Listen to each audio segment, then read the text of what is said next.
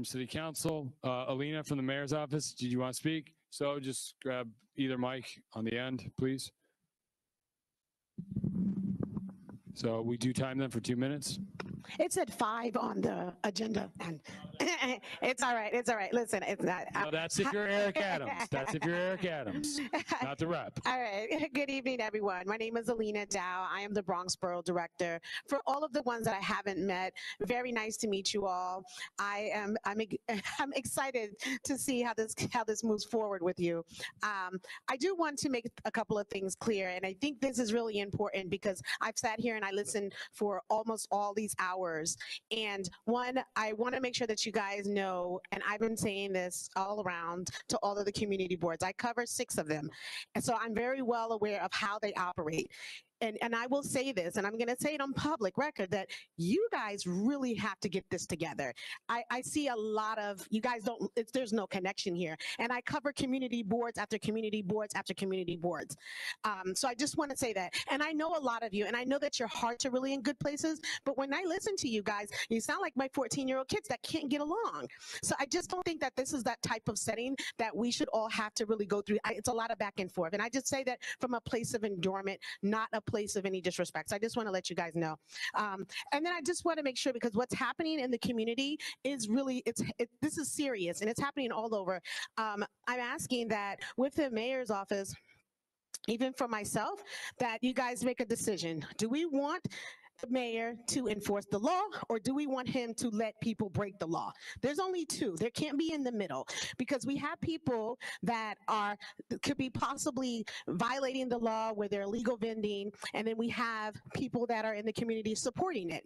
So we really do have to decide, because I get complaints, we want to call the sheriffs because they're selling illegal marijuana, but we want to let the person who's not a legal vendor sell fruit.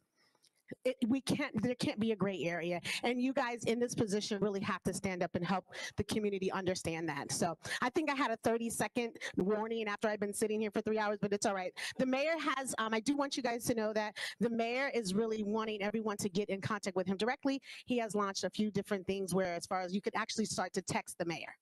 Text the mayor directly. Okay, thank you, Alina. So just remember, the elected officials.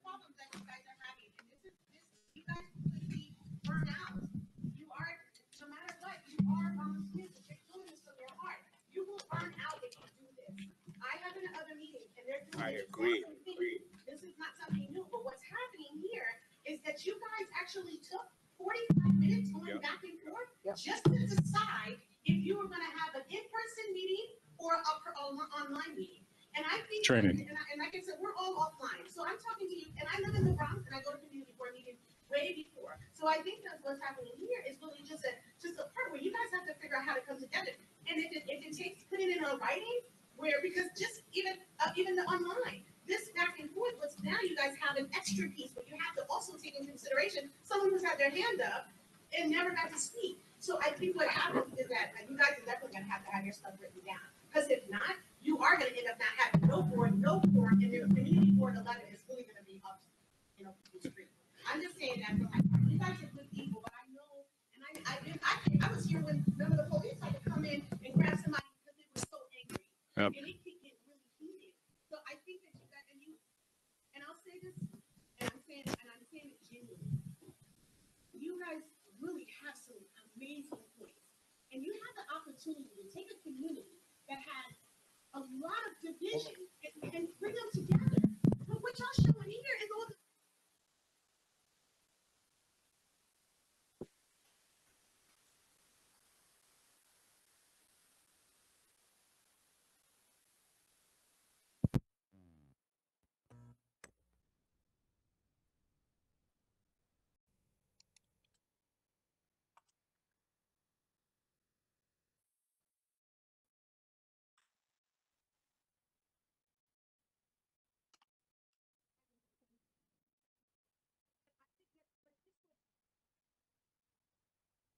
So, Oral, you want to say something?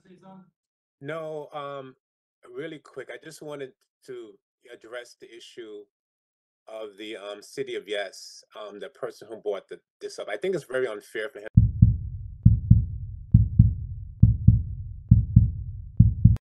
Good evening, everyone. Good evening. Thank you so much to everyone. So first, don't put me on a time limit. I want to make sure that I get a lot out because this is an important moment for Community Board 11, and I have not had the opportunity to join you at your general board meetings in quite a while. So it's important that I'm here, but it's also important because of the message that I want to deliver.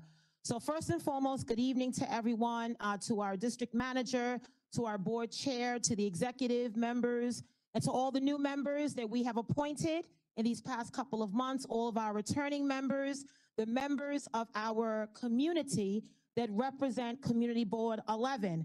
Whether you live in Morris Park, you live in Pelham Parkway, Bronx Park East, Allerton, Pelham Gardens, Van Nest, Indian Village, you are a part of this community.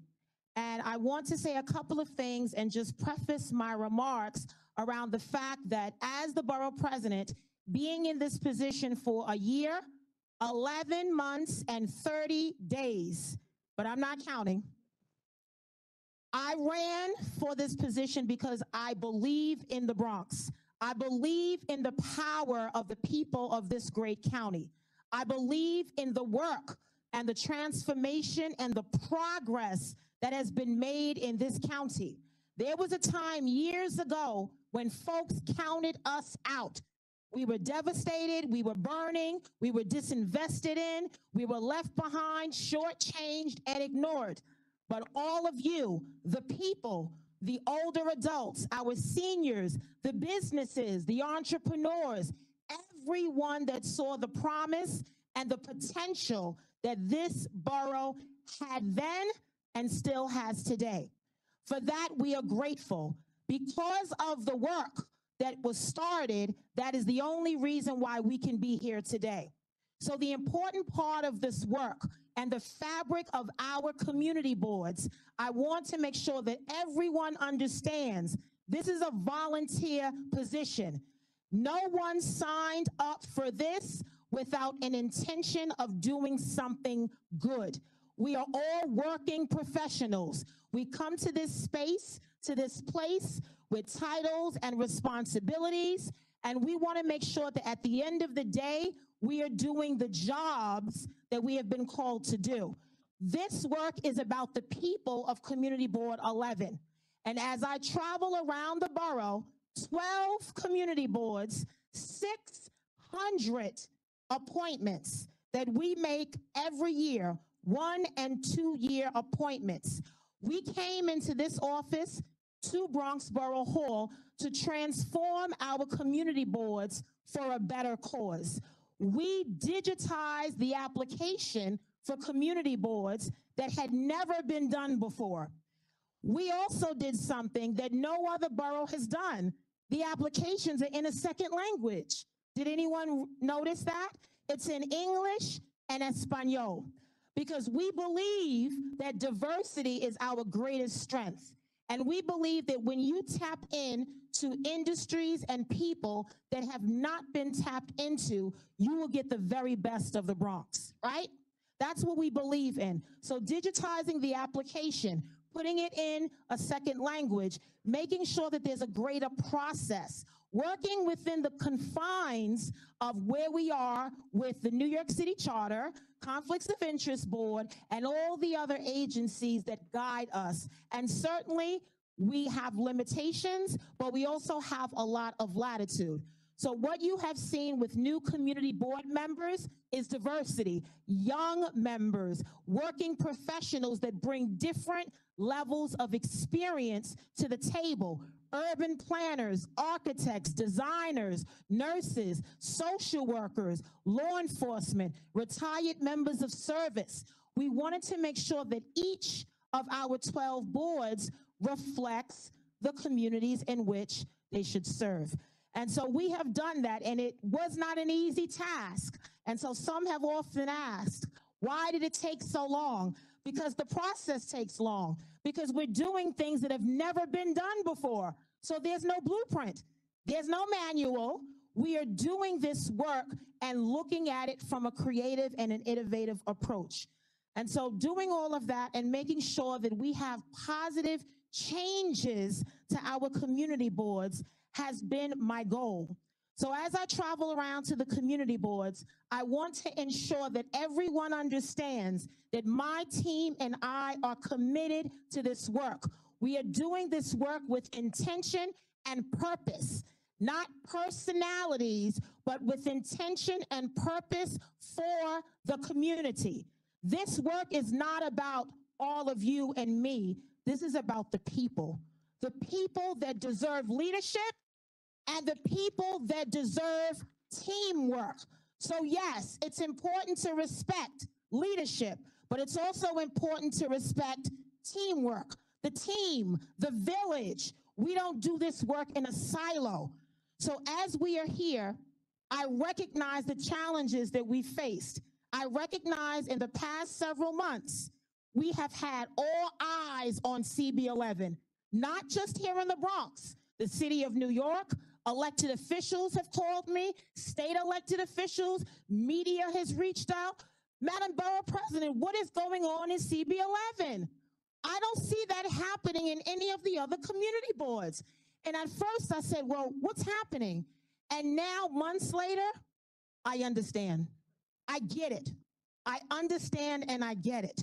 And so it has caused me to travel around the borough to attend general board meetings and make sure that in addition to my staff, our Director of Community Boards, Kira Gannon, our Deputy Director, Alexis Ruiz, Kenny Augusto, and all of the staff understand that I am here to support them, but I'm also here to support our community boards.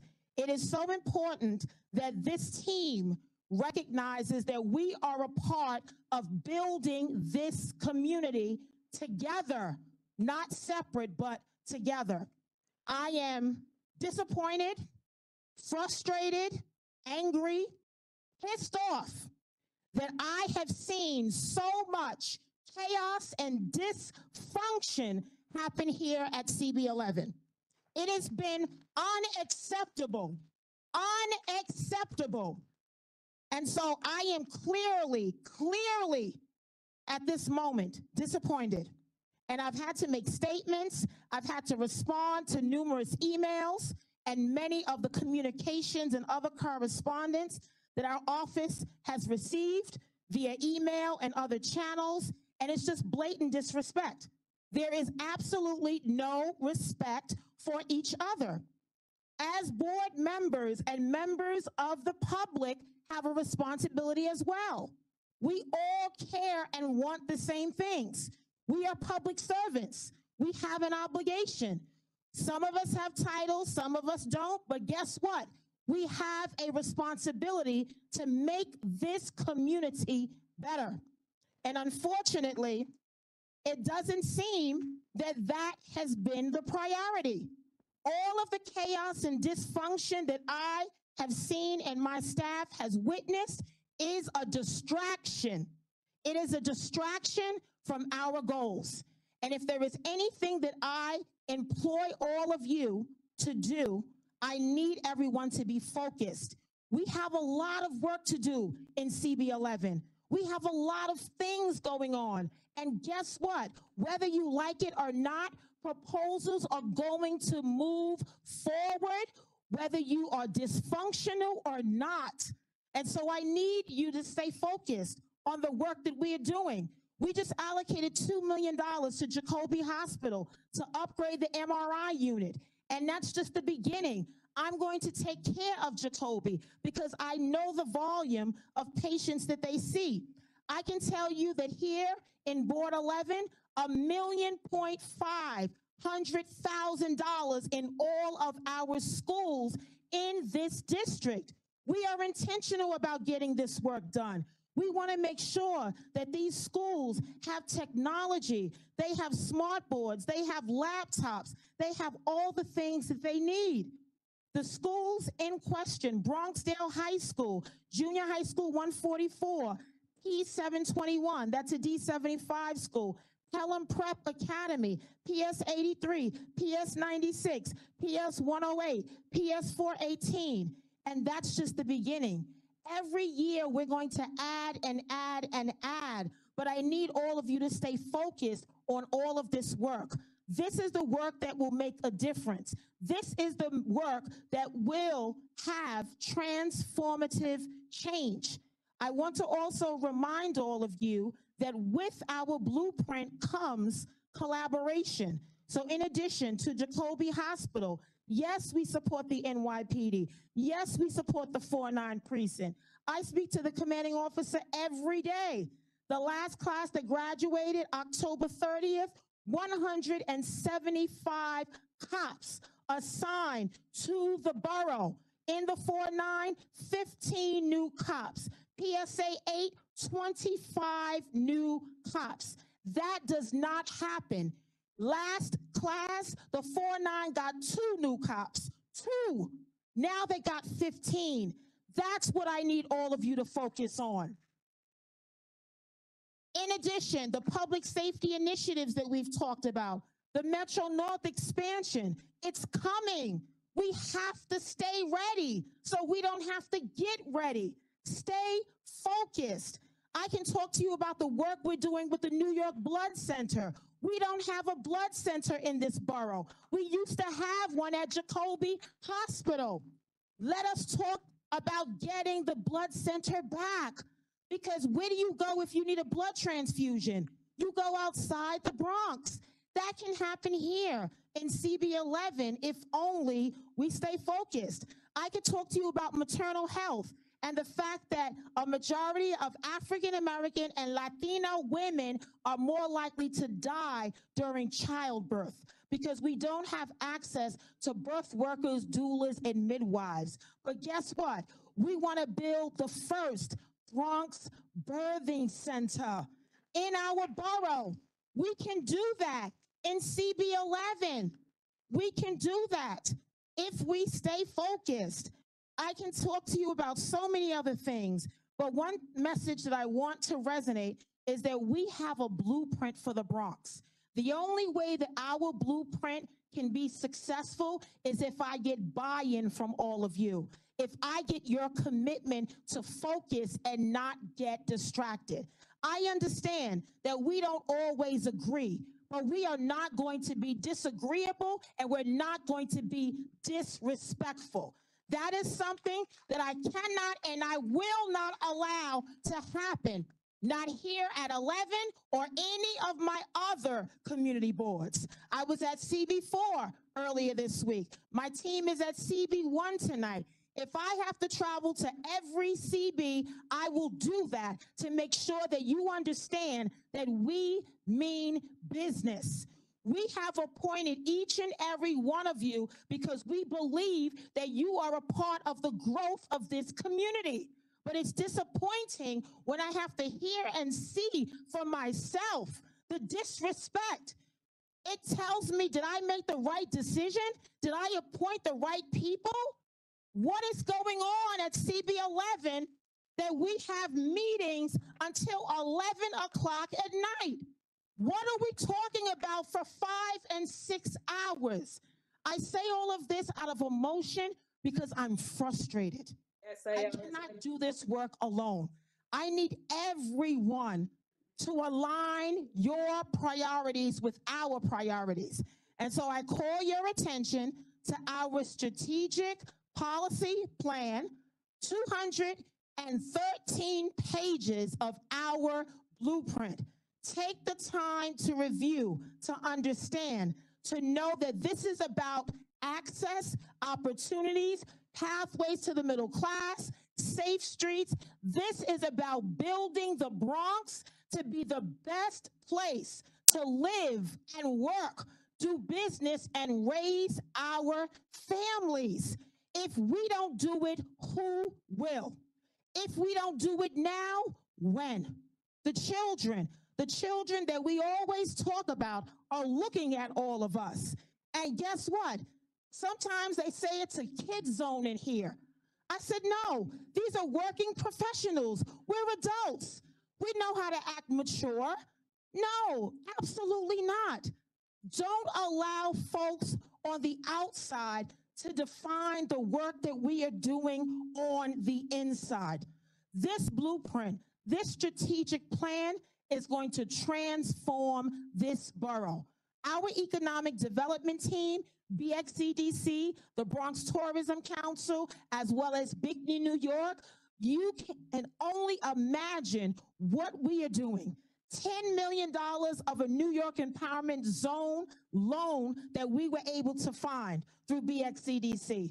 $1 million we just awarded to Bronx Community College for energy efficiency and sustainability. We're working with all the business improvement districts, the Chamber of Commerce. We are building up this borough. We don't have time to waste.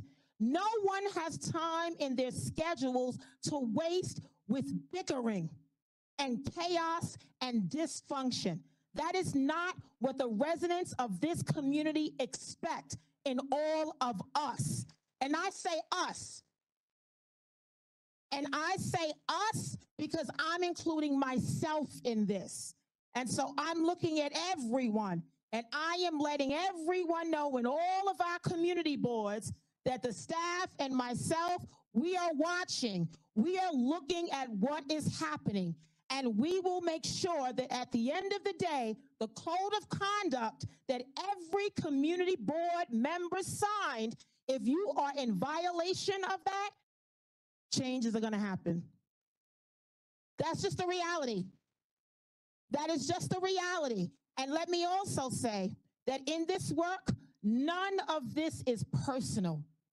I will laugh with you the day after.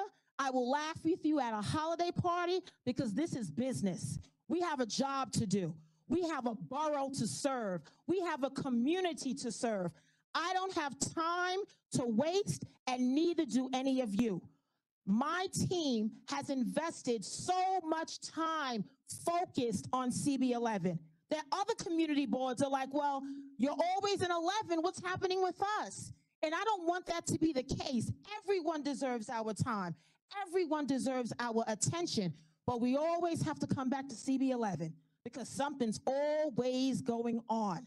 And at the end of the day, that is not the message that we want to resonate to our community. We owe them more than that. We owe these children more than that. Our seniors, we owe them more than that. So as I close, know that this is not the last time that I will be here. I love to travel around the Bronx and get around to boards because you need to see me. You need to see your borough president. You need to see the work that we are doing and that is happening at Borough Hall. We have so much going on. A police officer involved shooting earlier today. A triple homicide involving a 5-year-old, a 1-year-old killed in a daycare center due to fentanyl, a drug bust in a pizza shop. That is what I have to deal with every single day in this borough. And guess what? I deal with it, and I still have hope. I still believe in this borough, even despite what some may think. I'm going to show them that the Bronx is the best place to live, even despite that. And it is not easy. You all know, and I'm so grateful the media is here, because let me just say that sometimes my frustration is that the narrative is not being shared of the good things happening. So the Thanksgiving events, the Christmas events, the toy giveaways, you don't hear about all that. But as soon as there's a shooting, 10 cameras. As soon as they have a stabbing, 15 cameras. But I do a job fair and I get none. So just understand sometimes the reason why you don't always see me in Community Board 11 or in your spaces, because I'm dealing with that. I'm dealing with making sure that the narrative is shifted so that they actually say, no, good things are happening in the Bronx. We just broke ground on a $35 million public park at the Harlem River in Community Board 4. And yesterday we had the groundbreaking at La Peninsula in Hunts Point, 359 units of affordable housing, and how we broke ground on Orchard Beach, $100 million to transform the pavilion, the $200 million that we're getting to reimagine the Kingsbridge Armory in the West Bronx, and all the other things. I can go across neighborhood by neighborhood. And then when I get here, I have to deal with drama. Drama. Not acceptable. I want to talk about jobs. I want to talk about pathways to college and careers. I want to talk about supporting the NYPD, fighting for school safety agents that are being cut right now, fighting for school crossing guards. I want to talk about all of that. And so my message to all of you is I need you. I need your leadership. I need your partnership. I need you to be in this with us because we cannot do this alone. Community Board 11 is so critical to the work that we are doing at Borough Hall. But it doesn't help when we have media that call us to try to take us back to where we used to be. Rather, let us move forward and let us try to work together. Make the effort to at least get along because we actually have more in common than we do that may divide us. If you ever think about it, we have more in common. We all care about the same things. We don't always have the same pathway to get there, but in reality, we support the same things. And so I need all of you to embrace that. Embrace it from a point of equity. Embrace it from a point of fairness. And embrace it from a point of justice. Because we are doing an injustice to the residents and families of Community Board 11 when we allow these meetings to carry on the way they do. That is an injustice. And if I am about anything as your borough president, I'm about justice. I'm about making sure that everyone has a leg up, that everyone has a fair opportunity, that everyone has a level playing field.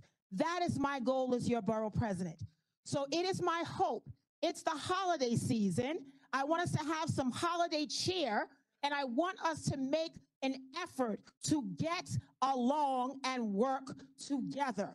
I want us to focus and not get distracted and not lose sight of what is important and why we signed up to become a community board member in the first place. If we have to get back to the basics, then we have to get back to the basics. And that's okay. That is okay. We start somewhere and we're going to end somewhere. And so I hope that even during the course of tonight's meeting and moving forward, that there are going to be some changes here at the board, beginning with behavior and the way we talk to each other. And if I have to have my staff assemble a memo on how we do that, I am glad to share that with you, because I am here to help support you and make sure that you are stronger public servants and members of our community. So I look forward to working with you. Please make sure you take a look at the strategic policy plan. It is available on our website. I hope everyone has an opportunity to look and review, and most importantly, family, community, faith, the things that matter to us. Hold on to that. Whatever it is that you need to hold on to that strengthens you, do it. My faith is my foundation. When I feel like I am carrying the weight of the world on my shoulders, and I have to be with the parents of a 1-year-old or the parents of a 5-year-old or a mother that lost her child to traffic violence, it breaks my heart. It just causes me to get so frustrated. But then I remember that I still have a borough to serve. And so my faith helps me. It sustains me. It allows me to still do this work every day so that I can go to bed at night and know that we've done our very best. So my staff, again, is here to help, to support you, to make sure that we do our part, but we are not going to do this by ourselves. We're going to make sure that we work together, we walk together in the spirit of community and solidarity and unity. We are going to change the way that we operate and that we work together, because at the end of the day, community, this is about the community. So I thank you for your time. Thank you for indulging me, District Manager, Madam Chair. Thank you. I appreciate the time tonight, and I look forward to working with you, and you will see me again. Happy holidays, people. Happy holidays, everyone. Thank you. Thank you, Madam Borough President. Thank you, Ms. Gibson. I totally appreciate all of your words for our Community Board 11 here. Thank you so much.